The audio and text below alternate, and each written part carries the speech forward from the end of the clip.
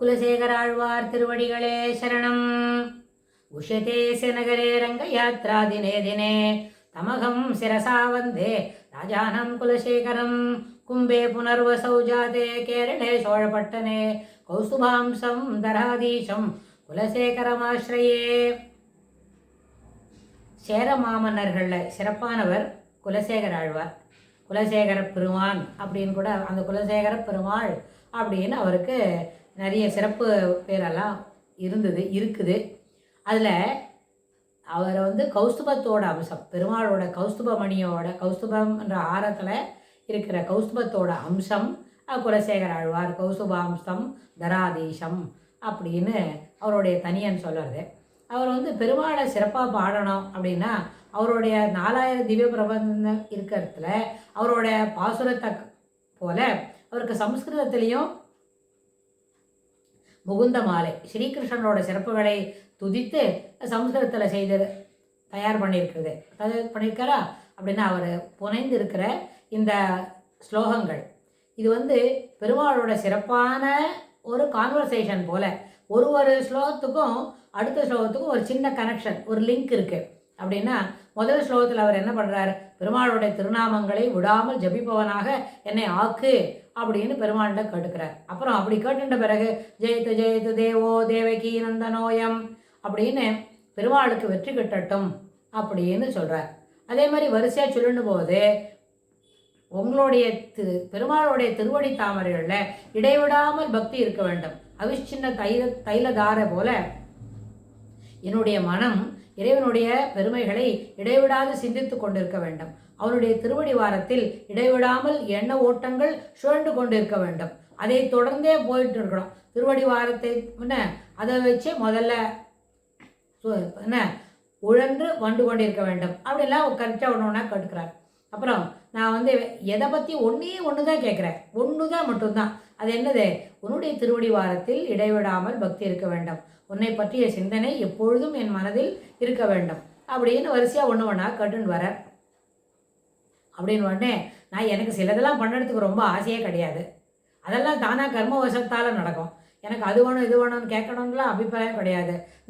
என்ன வசு நிசையே நைவ காமோப போகே அப்படின்னு அதெல்லாம் வேணும். எனக்கு அங்கே போகணும், சொர்க்கத்துக்கு போகணும், இல்லைன்னா பிருத்திவிலே இருக்கணும், இல்லை போனால் எனக்கு மோட்சம் வேணும், அது வேணும் அப்படிலாம் நான் கேட்டேன். நாஸ்தா தர்மே, என் தர்மத்தை செய்யறதுல கூட இஷ்டம் இல்லை. என்ன ஆழ்வீர், இப்படி எதுவுமே இஷ்டம் இல்லைன்னா எங்கே போகணும் தெரியுமில்ல அப்படின்னு பெருமாள் கேட்குறதா நினச்சின்னா, ஆமாம் அதெல்லாம் என்னோடய கர்ம வினை பயன் பிரகாரம் அதன் அடிப்படையில் எனக்கு மோட்சம் கிடைக்கணுமானா கிடைக்கும், இந்திரலோகத்தில் இருக்கணுமானா இருக்கும், இல்லை போனால் பிருத்திவிலேயே இருக்கணுமா நான் இருக்கணும்.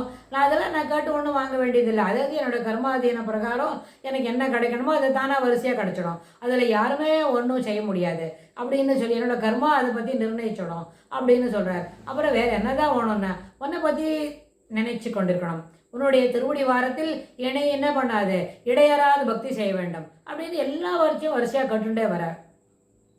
அப்புறம் இன்னொரு அடுத்த ஸ்லோகத்தில் வரும்பொழுது ஒரு சந்திரனை பார்த்த தாமரை பூ போல, சந்திரனை பார்த்த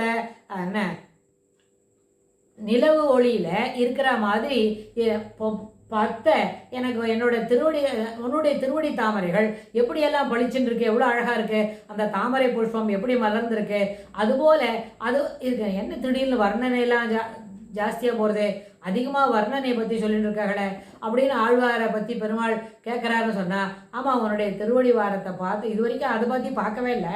நான் பாட்டுக்கு வெளியில் சமாச்சாரம் சொல்லிகிட்டே இருந்தேன். ஆனால் உன்னுடைய மேன்மை தங்கிய திருவடி திருவடியை தரிசித்த பிறகு அதில் இருக்கிற அந்த இனிமை, அதனோட அழகு அதெல்லாம் கண்ணில் வருதோன்னோ. அதனால் சரத்காலத்து சந்திரனை போல, சரத்காலத்தில் மலர்ந்திருக்கிற தாமரை பூ போல அப்படின்னு எனக்கு சொல்ல தோணித்து. வேறு ஒன்றும் இல்லை, நான் எனக்கு எப்போவுமே அந்த மனசு தழுதழுத்துன்னு இருக்கேன். உன்னிடத்தில் உன்னை பற்றிய நினைவுகள் என்னிடத்தில் எப்பொழுதும் மாறாமல் இருக்க வேண்டும். உன்னுடைய திருவடி வாரத்தில் சலனமில்லாமல் பக்தி இருக்கணும் அப்படிலாம் கேட்டுருக்கனே, அப்படியே தான் போகிறது அப்படின்னு சொல்லி வரிசையாக சொல்லிட்டு வரார். அந்த 6 ஸ்லோகம் வரைக்கும் நிறைய பார்த்தா வருஷமே இல்லை. அதாவது சாதாரண கான்வர்சேஷனே பெருமாளோட சொல்லி பேசுறது தான் இருக்குது. அதில் நிறைய வருத்தம் தான் மேலோங்கி இருக்கு. அது இல்லாமல் மனம் தழுதழுக்கிறது. எனக்கு வந்து பெருமாள்கிட்ட பேசிக்கிட்டு இருக்கணும், பெருமாளோட நினைவில் மாறாமல் இருக்கணும் அப்படின்னு சொல்லி கேட்டுட்டே வர்றார். இந்த 7வது ஸ்லோகம் வந்த உடனே பெருமாள்கிட்ட என்ன கேட்குறாருன்னா கிருஷ்ண அப்படின்னு கூப்பிட்றார். அப்புறம் இத்தனை ஸ்லோகத்துலேயும் ஒரு ஸ்லோகத்துலேயும் முகுந்த அப்படின்னு கூப்பிட்டுக்கிறார். முகுந்தன்னு கூப்பிட்டா மோக்ஷப்பிரதான். மூ கு த அப்படின்னு சொன்னால் அப்படி இருந்தாலும் என்ன எல்லாருக்கும் என்ன பாரபட்சம் இல்லாமல் எல்லாரிடமும் அன்பு செலுத்துபவன், அது பெருமாளுக்கு இருக்கிற குணம். அதே நேரத்தில் பெருமாள் பரம தயாளு.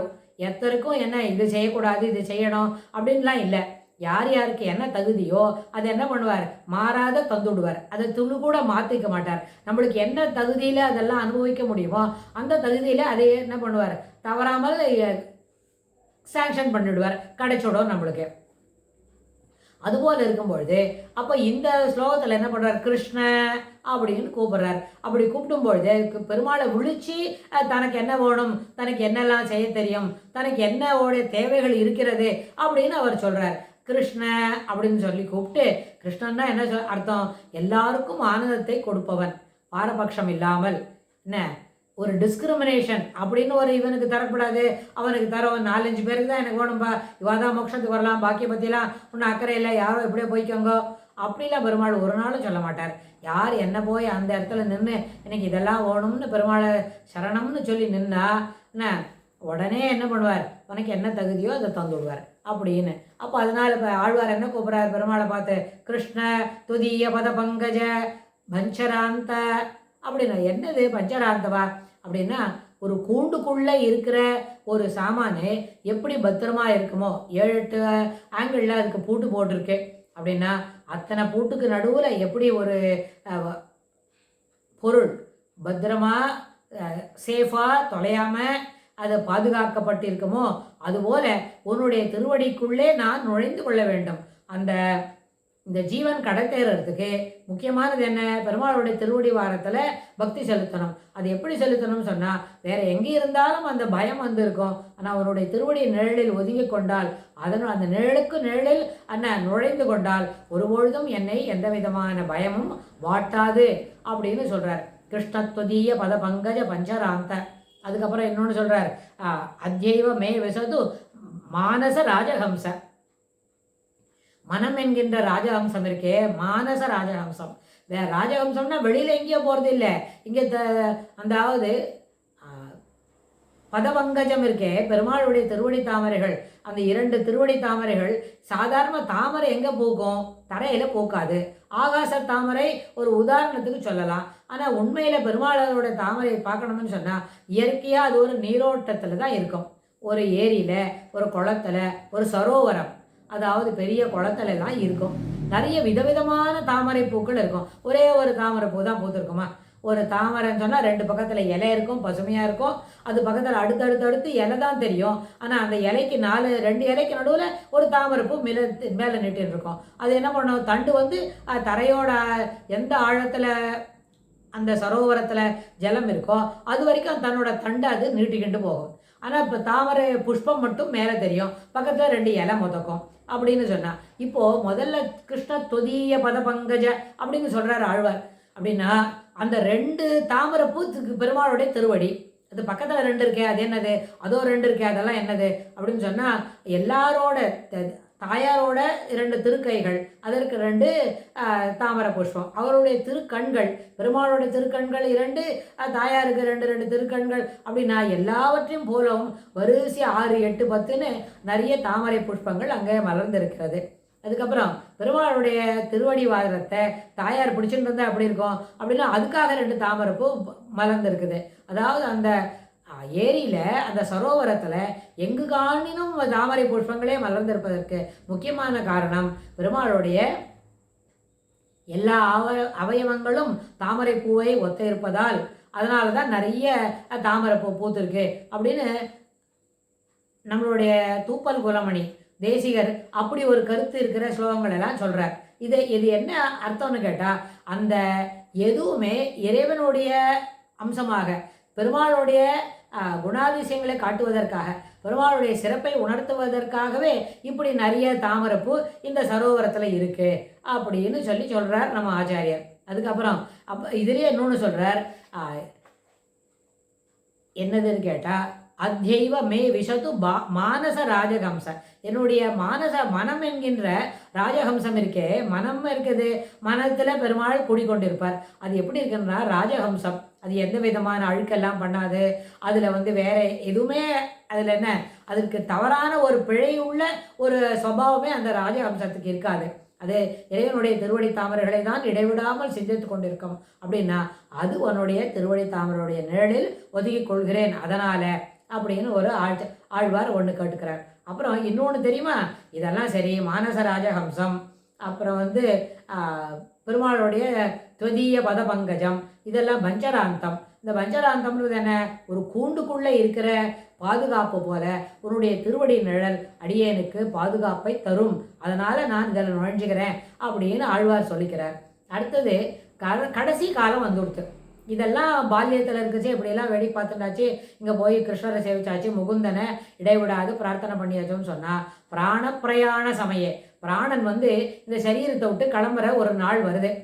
அந்த சமயத்தில் என்ன ஆகும், அது அந்த மாதிரி நாள் நெருங்க நம்மளுடைய ஆரோக்கியத்தில் நிறைய குறைபாடுகள் இருக்கும். இந்த சரீரம் பழசாக போகும். இந்த சரீரம் பழசாக போச்சுன்னா அதுக்குள்ளே இருக்கிற உபாதைகள்லாம் வந்துடும். சில சமயத்தில் என்ன பண்ணோம், பித்தம் மேலிட்டு இருக்கும், சில சமயத்தில் கபம் மேலிட்டு இருக்கும், சில சமயம் வாதம் மேலிட்டு இருக்கும். வாதம் மேலிட்டு இருக்கும்னு சொன்னால் நடக்க முடியாது, எதுவுமே நிறைய வேலைகளை, அதாவது மூமெண்ட்ஸ், சரீரம் எழுந்து இங்கே அங்கேயும் நடந்தால் தானே அதை பார்க்க முடியும்.